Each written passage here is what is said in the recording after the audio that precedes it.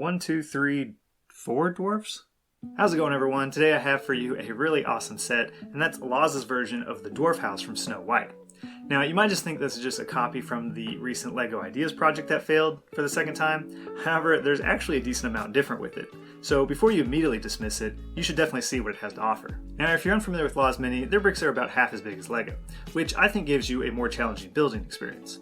This set is number 1036 and has 2,847 pieces. And I guess it's called Fairy House for some reason, but I'll be sure to put a link to it in the description on AliExpress for anyone interested. Now, I'd say that this set is most definitely inspired by the LEGO Ideas one, which in itself was obviously inspired by the Snow White movie. And the most noticeable change is probably the color difference. The two Ideas versions were tan and brown, and then white and yellow, the second one being representative of the one in the movie. As you can see, this version has green walls with some random patches of white and brown. I guess they were going for a weathered, mossy look, which is an okay choice, I guess. I do think the blue roof looks good though, especially with the different colors there for some variation. Besides the color, the next biggest change from the Ideas one is probably the shape of the house. The Ideas version just has the main part and a section on the right, which is how it is in the movie. This version actually has a section on both sides of the main part of the house. There's also more area built up out front.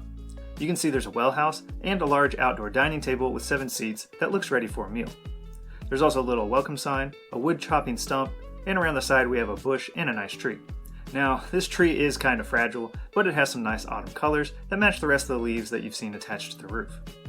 Around the side we have a nice looking chimney and a little storage area for the firewood. The back doesn't have any grass around it, but the house is just as detailed, meaning this set looks good from every side. The roof lifts off in 3 pieces, and the second floor does so as well. Looking at the first floor, we see that there's plenty of fun details.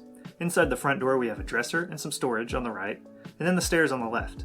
There's a treasure map on the wall and a cabinet under the stairs. The middle of the room is dominated by a large dining table with 7 stools. And then behind it we have a sink with a well pump, a pail, some dishes, and a mop. On the right wing of the house we have a big area rug in front of the fireplace, which is flanked by a barrel and some firewood. I really like the little mantle and the clock on the wall. There are actually some flames back inside the fireplace, but they get completely covered up by the build, which is a bummer. Going to the other side of the house, we see there's a table for inspecting gems and some kind of grinder to shape them, I assume. There's also a chest with some gems inside, along with a side door that goes outside. Right above this area, on the second floor, we have 7 cute little beds for the dwarfs all tucked in together. Then going to the main room up here, we have some musical instruments. I guess the dwarfs played music in the movie? I don't really remember, so let me know in the comments. As you can see, we have a whimsical organ and a drum set. Now, it seems like there should probably be some sort of stringed instrument to go along with them, but I don't know. There's also a side table and a chest with some food in it. And then the last area has a little blacksmith spot integrated into the chimney. There's an anvil, hammer, shovel, quench tank, and a gold gem on the table. The roofs go back on pretty easily, but I do suggest putting on the side ones first, then followed by the main section last. Taking a quick look at the minifigures, we see that we have Snow White and the Witch. Both look pretty good and come on printed slope pieces for their dresses. And then we have 4 dwarfs. Yeah, I don't know why there's only 4. I mean, this set is obviously inspired by the Seven Dwarfs house from Snow White, and there's 7 beds and 7 seats at both tables. So there probably should be 7 dwarfs as well. And that's my only real complaint about this set. But the 4 dwarfs that we do get are pretty great. They each have different colored pants, shirts, and caps, and also each have different torso printing. Now, I'm not sure if they are representative of specific dwarfs from the movie or not, so y'all definitely need to tell me if you can identify who's who.